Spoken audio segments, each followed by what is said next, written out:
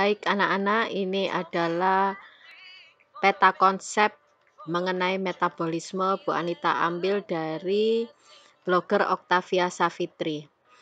Nah, di sini bisa ditunjukkan dari metabolisme itu sendiri yang sudah saya jelaskan tadi tentang reaksi kimia yang ada dalam tubuh makhluk hidup dibagi menjadi katabolisme dan anabolisme. Katabolisme ada dua, reaksi anaerob dan reaksi aerob tadi ya yang membutuhkan oksigen. Yang kita bahas di sini yaitu glikolisis, dekarboksilasi oksidasi, siklus Krebs, kemudian transport elektron. Nah, sebelumnya kalian bisa membaca di buku panduan apa itu enzim, bagaimana cara kerja enzim, ciri-ciri enzim, penamaan dan penggolongan enzim, kemudian susunan enzim itu sendiri. Kita lanjut pada kedua, di mana katabolisme ini terjadi di dalam sel. Nah, di mana letak proses katabolisme atau respirasi aerob tadi? Ada 4 tahap. Yang pertama glikolisis terjadi di sitoplasma. Kemudian tahap kedua dekarboksilasi oksidasi. Kemudian siklus Krebs, transport elektron ini terjadi di dalam mitokondria. Mitokondria yang biasa disebut dengan the power of cell, artinya organela ini menghasilkan energi. Ternyata mitokondria tempat terjadinya respirasi aerob. Kita lanjut. Tahapan glikolisis itu sendiri dimulai dari molekul glukosa yang nantinya dipecah menjadi glukosa 6-fosfat, kemudian fruktosa 6-fosfat dan fruktosa 1,6-difosfat, di mana dalam tahapan glukosa sampai fruktosa ini membutuhkan ATP. Justru ini membutuhkan ATP, masih membutuhkan energi. Setelah itu fruktosa 1,6-difosfat akan dipecah menjadi fosfogliserdehid dan kemudian masing-masing menjadi asam pirufat. Pada masing-masing penguraian ini menghasilkan NADH, ATP, begitu juga satunya NADH, ATP. Nah, proses penguraian membutuhkan energi ini disebut eksergonik atau menghasilkan energi. Yang glukosa sampai fruktosa ini tadi membutuhkan energi sehingga disebut reaksi endergonik, membutuhkan energi. Kita lanjut tahap kedua yaitu dekarboksilasi oksidasi, di mana asam pirufat yang tadi dihasilkan dari glukosa nanti akan dirubah menjadi asetil-CoA. Nah, asam pirufat mempunyai rantai karbon C3, akan berubah menjadi asetil-CoA dengan rantai karbonnya C2.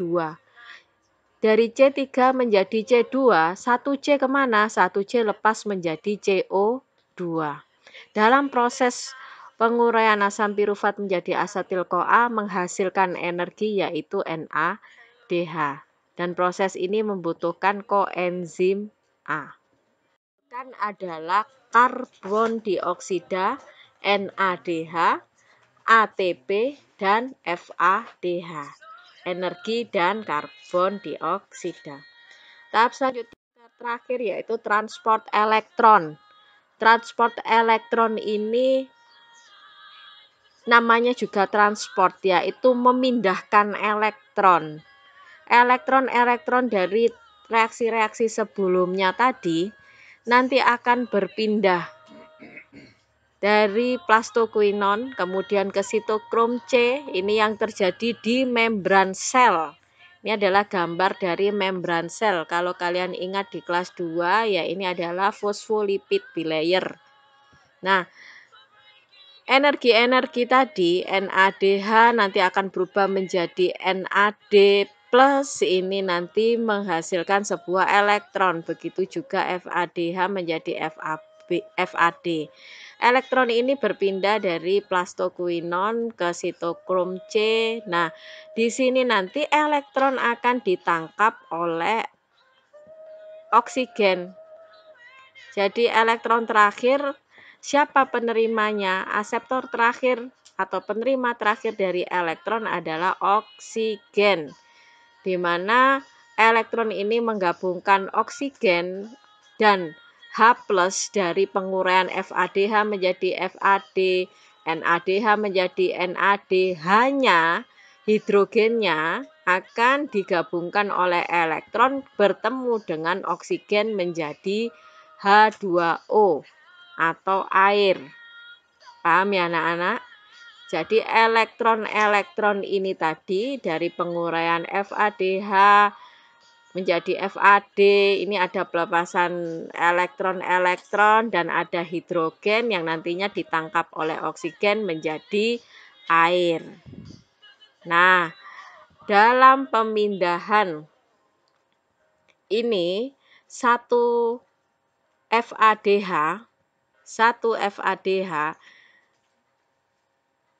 menghasilkan 2 ATP, sedangkan NADH menghasilkan 3 ATP. Ada 3 pelepasan hidrogen. Jadi, jika dikonversikan ATP, FADH, NADH ini sama. Namun 1 NADH sama dengan 3 ATP, 1 FADH sama dengan 2 ATP.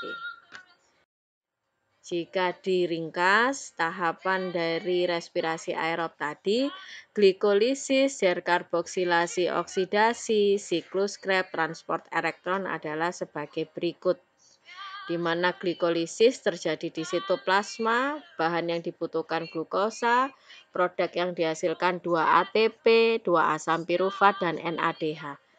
Nah, asam pirufat dari hasil glikolisis dimanfaatkan dekarboksilasi oksidasi sebagai bahan terjadi di matriks mitokondria menghasilkan 2 asetil-CoA, 2 karbon dioksida, dan 2 NADH. 2 asetil-CoA akan dimanfaatkan di siklus Krebs, terjadi tetap di matriks mitokondria, menghasilkan 2 ATP, 4 CO2, 6 NADH, dan 2 FADH. Kemudian ditransport elektron terjadi di membran dalam mitokondria. NADH, FADH dari tahap-tahap sebelumnya akan dikonversikan menjadi ATP. Ada total 34 ATP dan menghasilkan 6 molekul air.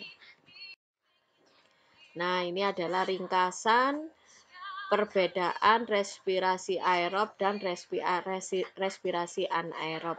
Perbedaannya, respirasi aerob dan anaerob sama-sama terjadi mengalami glikolisis, namun pada aerob masuk ke tahap siklus Krebs, sedangkan anaerob tidak masuk ke tahap siklus Krebs.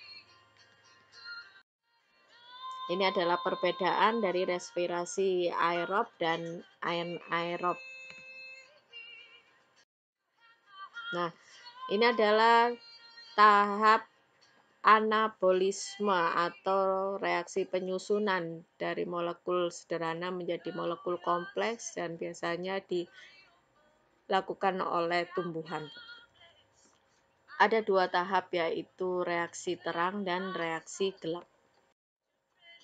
Reaksi terang bisa dijelaskan ada 2 tahap, yaitu fotofosforilasi atau fotosistem 1 dan fotosistem 2.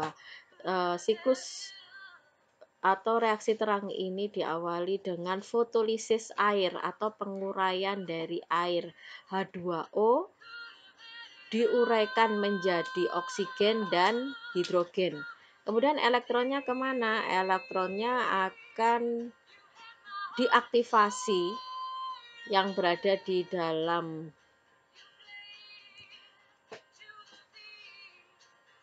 grana yang ada di dalam kloroplas. Jika terkena sinar matahari, ini ada sinar matahari turun, mengaktifkan elektron tadi hasil pemecahan air, dia akan teraktivasi untuk menghasilkan sebuah energi, yaitu ATP. Elektron-elektron ini akan terus berjalan menuju ke gerhana dengan kemampuan penyerapan sinar matahari di 700 ya. Ini masuk ke fotofosforilasi 1. Elektron ini nanti akan diaktifasi, kemudian akan menghasilkan NADH. Pada tahapan fotofosforilasi 1 ini, elektron ada dua kemungkinan, bisa kembali lagi menghasilkan ATP atau dia menghasilkan NADPH. Sehingga fotofosforilasi 1 bisa disebut dengan siklus siklik atau bisa berulang menjadi ATP ya. Namun kalau fotofosforilasi 2 ini non siklik. Masuk di reaksi gelap, CO2 pada proses fotosintesis dibutuhkan karbon dioksida dan air. Air sudah dibahas di reaksi terang tadi, fotolisis air kemudian masuk ke fotofosforilasi. Sedangkan pada reaksi gelap yang dibahas adalah CO2. Di mana CO2 ini difiksasi, fiksasi adanya pengambilan CO2 terutama di stomata mulut daun, diikat oleh RUBP, ribulosa bifosfat.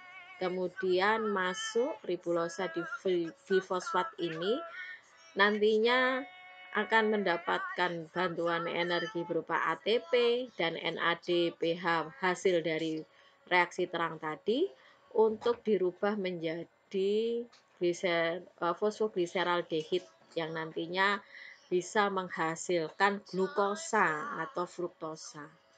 Nah, proses ini adalah proses reduksi. Kemudian setelah menghasilkan glukosa atau fruktosa, RUBP dari stomata tadi yang mengikat CO2, dia sudah selesai tugasnya dan dia kembali lagi menuju ke stomata atau RUBP ini siap untuk menerima CO2 lagi untuk dibawa untuk dihasilkan karbohidrat. Proses pengembalian RUBP ini namanya regenerasi.